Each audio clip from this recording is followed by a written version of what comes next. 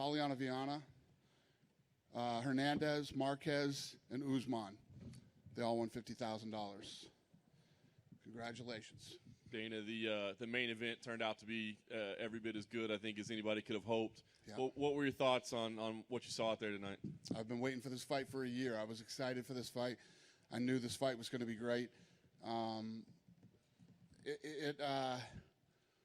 For all the attributes that Usman has, his chin is probably his best one. This guy's got a chin from hell.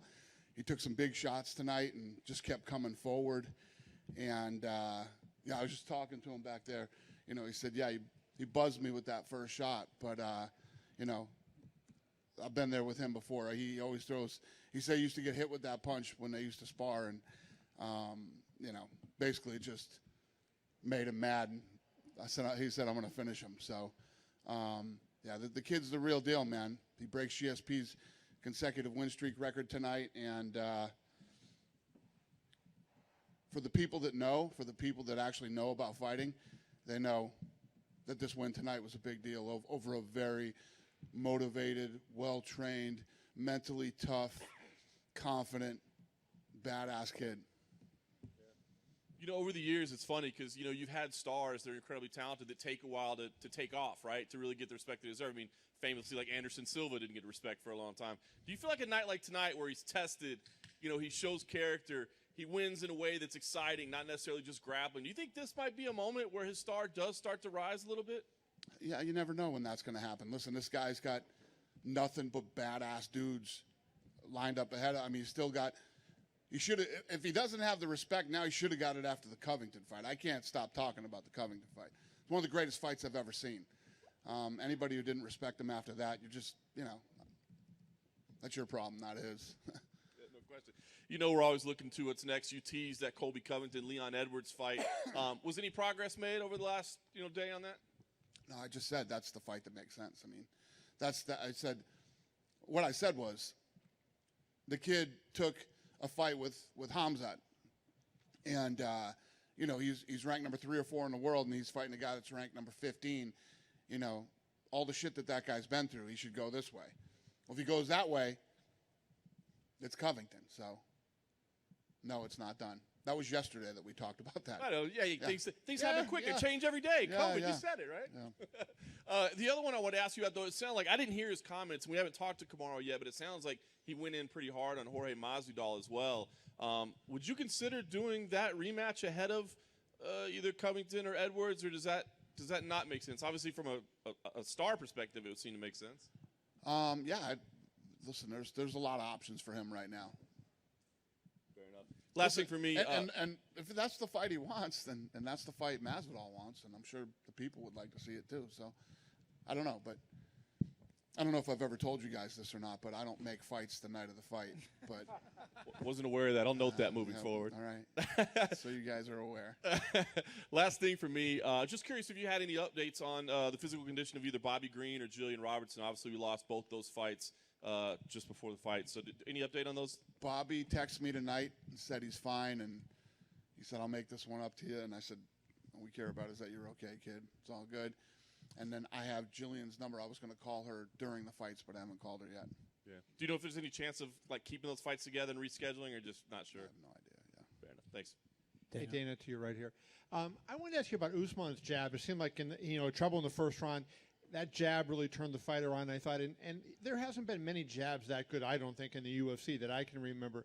Would you agree with that? Do you think he has one of the best jabs you've seen in this company? Definitely tonight. He looked damn good with that jab tonight. Was landing it sharp, hard, and fast, and he dropped him with a jab. Yeah, I agree. And the fact that Kamaru, is a wrestler and a guy that's a great grappler and everything, obviously he showed his striking before, but he wanted no part of the ground, and yet he still won the fight. That diversity is kind of what makes guys in this go from very good to great, is it not? Yeah, I think that, the way that the fight was playing out, it would have been absolutely ridiculous for Usman to jump down there in his guard. He was hurting him on the feet. Keep it standing. Do not dive into that guard. And, Gilbert Burns, here's a guy that fought a great fight as well. He was a tremendous opponent. What do you think was the key to him getting to where he was? Because this was a guy that, he had a great record, obviously, but did not look like a championship contender at lightweight. In this weight class, he looks like a killer. Do you think it was just the weight, or was there something else he did? Well, I think it was absolutely the weight. I mean, when you look at what he's done since he moved up, it was definitely the weight. And the reason he got to where he is because he's a Brazilian Jiu-Jitsu multiple-time world champion, and he didn't care about going to the ground and getting taken down, and the guy hits really hard. So he had no problem standing and trading, or didn't matter where the fight went, the guy was dangerous. He's a jiu-jitsu guy who has heavy hands. And then last thing, to go back to Kamaru, you think of like Joe Louis had the long, whatever it was, 25, consecutive wins and everything. Usman's, what is he now, 18, I think it is? 17. 17? Yeah. How long is it realistic with the kind of guys he's going to be facing, in your opinion, to go? Do you think he could get to 20 consecutive wins? That's why I was talking the other day during all the press, and I was saying, people kept asking, when do you think, is he going to be a breakout star? Is he going to do this? Is he going to do that? I said, what's going to happen is, if you look at all the guys that are lined up that he has to fight next, and he keeps doing what he's doing, we're all going to pop our heads up one day and start talking GOAT. I mean, if this guy can continue, it's not just how are you fighting, are you winning, it's who you're fighting.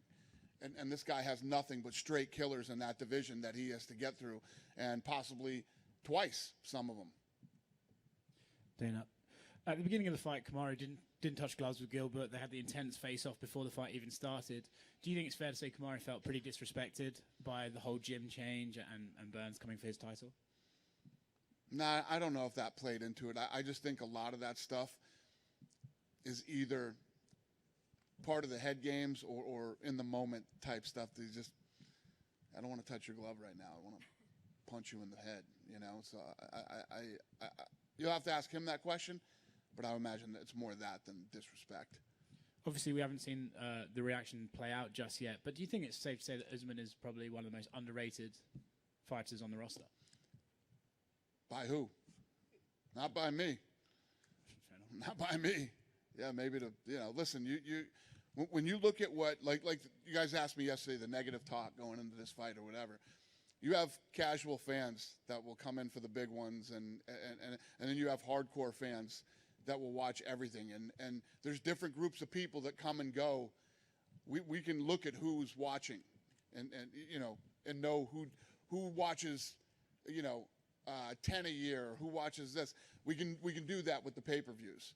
And you have totally different groups of people that come in for different fighters. And, the people that know. I mean, for anybody to say that Usman's not, you don't know anything about fighting. And that's okay. Maybe you just jump in and you like to watch it because it's the thing to do, and Connor's fighting or this guy's fighting. But if you know anything about fighting and you don't think that Usman is, you really don't know anything about fighting. And last thing for me, a special night for Bruce Buffer tonight. I was just going to give you the opportunity to say what Bruce means to your business and as a member of the brand. Yeah, I think that Bruce is one of the greatest of all time. In that clip that we did on him, I was talking about when we first took this company over and I came in and took over all the production, I was deciding who was going to stay and who was going to go. And, Bruce was one of the guys I obviously kept. And I thought that Bruce had great potential to be who Bruce is today. There's a lot of talk about, obviously, Kamaru possibly like a breakout star in the media and everything, but at what point do the odds makers have to start giving him these massive betting odds? Because he was minus 270 now. I thought they did. I mean, he was a 3-1 dog. I didn't think that this fight was 3-1. I didn't think it was because, in saying that, you're saying that Gilbert Burns is a 3-1. There's no way. Gilbert Burns is not a 3-1 dog, but Usman is that good. He was that good tonight. Then earlier on the night, if you're betting, you bet Gilbert all fucking day at 3-1. Yeah. You know what I mean? Anyway. Earlier on the night, Anthony Hernandez had a big submission win. Talking about odds, he was 30-1 to submit Rodolfo Vieira. So what'd you make of his performance? Incredible, man. Incredible. I mean, that was one of the fights that we picked to be a great fight tonight, and it was.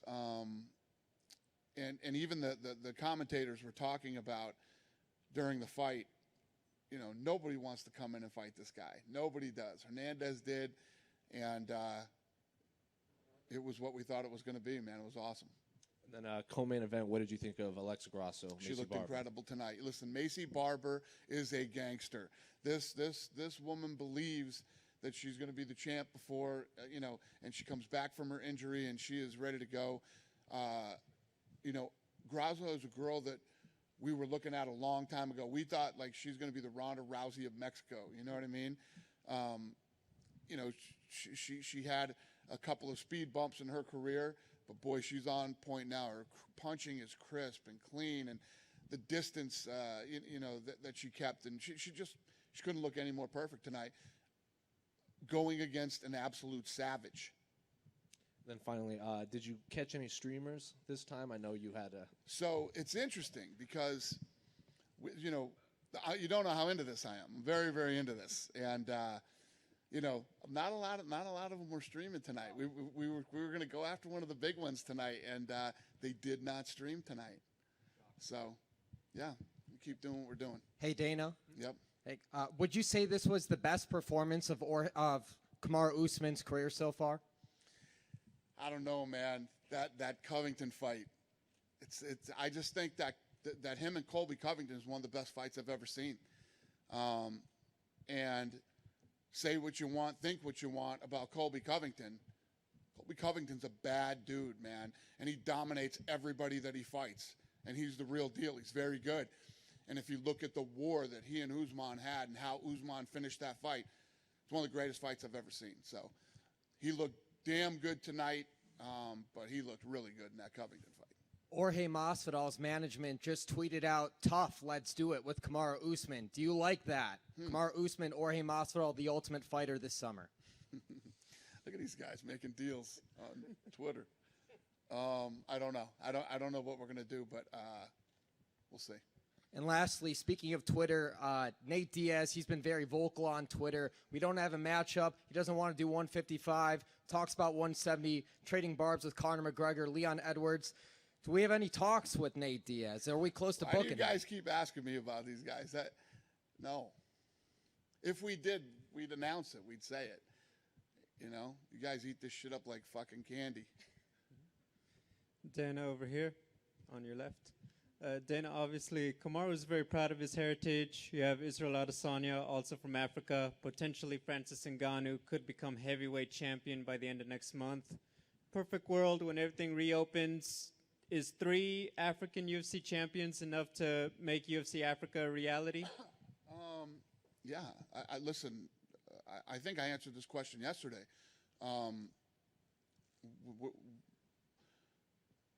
When we went to the Middle East, we have tons of Middle Easterners fighting on the card. When we go to Asia, we have lots of Asians fighting on the card. When we go to England, we have lots of English and Europeans fighting on the card. Yes, if we do a show in Africa, which we do want to, we want to go everywhere. You guys have heard me say, I will do a fight everywhere on this planet, and Africa is one of those places. But to say that right now, I don't know enough about the future and what's going on and how fast this stuff will happen. In terms of growing the brand and everything else, how important is it to have those local fighters from around the world? Obviously, everyone wants a Conor McGregor to come to their country, fight in their town.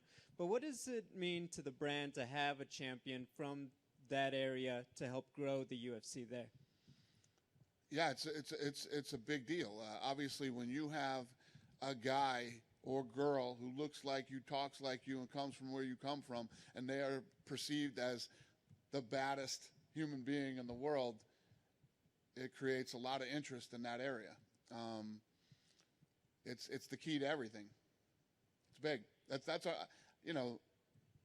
Asia. The Weili Zhang thing is taking off, and we're starting to cultivate tons of good talent over there from the PI. And that's basically how this works and what we're going to continue to do. And I've told you guys, it's crazy how things work out. That whole land deal fell apart in Mexico right before the pandemic. It was a blessing in disguise. But I will find some places in Mexico. I will build performance institutes. I want to do one in Puerto Rico. I'm doing one in the Middle East. And that's what we do. It's what we're going to continue to do. My final question: were you able to talk to Tom Brady and congratulate him on his 7th ring? I did. I talked to him the next day after the Super Bowl. Yeah. Dana, Yeah. you did mention the expectation you have on Alexa Grasso. After her performance tonight, do you think she's gonna be contending for the title shortly? Well, do I think she'll be a contender for the title? She was ranked number 15. Tonight's fight probably breaks her into the top 10. So she's got a ways to go. But boy, she took a big jump tonight with that win and heading in that direction. Okay, thank you. Yep. Dana, straight down the middle. Hi. So Kamaru is on track to be one of the most dominant champions in that division. He was also part of the Black History Month promo videos. Do you see him kind of taking the next step, like into maybe the Modelo commercials or other forms of like marketing and promotion outside of when he's actually fighting? Yeah, I mean, I think that's been the big topic of discussion here tonight. I mean, you know, at what point to those type of people start to recognize Kamaru Usman and how good he is? And he's a good guy. He's well-spoken, you know, good family guy. He's a great dad to his daughter. He's got an unbelievable backstory. Dresses really well too. I mean, he's the whole package. The guy's got the whole thing. It's just, you know, when are people going to notice? Well, people could be your friends over at Endeavor, right? People could be they're my friends. I mean, you are tied to Endeavor, and Yeah, and I'm also tied to 475 fighters that all need to be promoted. It's like, you know, to just say, oh, Endeavor can take them and do this and that. It's really not that easy, especially in this climate right now. You don't see a lot of sponsors throwing a lot of money around these days. We're in a really weird place right now. So it's just not that type of environment right now. I want to ask you real quick about Macy Barber. Those guys aren't even open yet. Those guys aren't going back to work till God knows when. Yeah. So Just want to ask you real quick about Macy. She's 22. You know, what did you see from her tonight, even in the loss, that you think she can be building on? She's tough, man. she's a savage. Yeah. She's a savage. She's one of the most ambitious and toughest, you know, young women that I've ever met. So I expect nothing but big things for her. She's a baby still, too. She's young. She's got nothing but time. You know, I know she put this unbelievable pressure on herself to be a champion before John Jones. And it's good to have set goals for yourself. But she's a baby, man. She's got nothing but time, and she's only going to get better. Yeah, it looks like the first week of March, the Golden Knights are submitting a plan to get fans in. Conference basketball tournaments are going to have some fans in first week of March. Do you guys have plan? I know you have to submit a plan to the governor to show that you can do it. Do you guys have a plan to do that at all? I got plans, too. You guys going to? I'm not doing a percentage. I want to sell out. So you won't do anything until it can No. be 100? No. Okay. It's too nice over here. I like it here. What has that conversation been like to fill the seats? Yeah, listen, I said on ESPN the other day that I was optimistic that by this summer, we could be doing it, either in Florida or here. Good? Dana, real quick, just when you compare Usman to GSP, I mean, you know, it's almost heresy to say anybody's in the league of George St. Pierre. Do you think Usman is at least in that class now? Can you say that he's in the GSP class? He just broke his record tonight. Yeah, But I mean, as an overall fighter, yeah. absolutely. I mean, if you look at what he just did, he just broke his record tonight for consecutive wins. And if this guy keeps rolling, I mean, what we were saying earlier, if Usman can keep doing what he's doing, he's going to go down as the greatest welterweight ever. It's a fact. I mean, you just look at who he's fought and who he has to fight here in the future. It's undeniable that this guy will go down as the best welterweight. The question is, where will he go down in the history of the sport?